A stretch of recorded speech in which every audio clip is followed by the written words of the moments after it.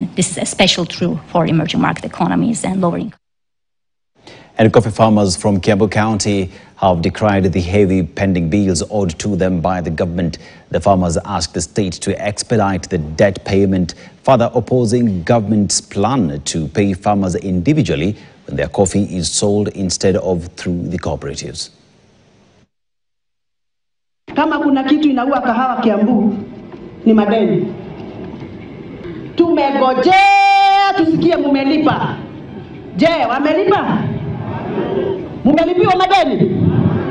Ukumbusha rais, pesa ya madeni bado tunangojea. Na ni mwaka huu, si next year.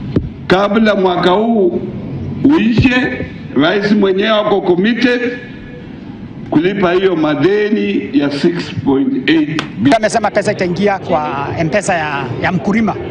Hiyo ni shida, itakuwa shida kubwa sana, sababu factory zetu na society zetu itaenda sitaanguka. Kulipa pesa in terms of dollars direct to the farmers accounts.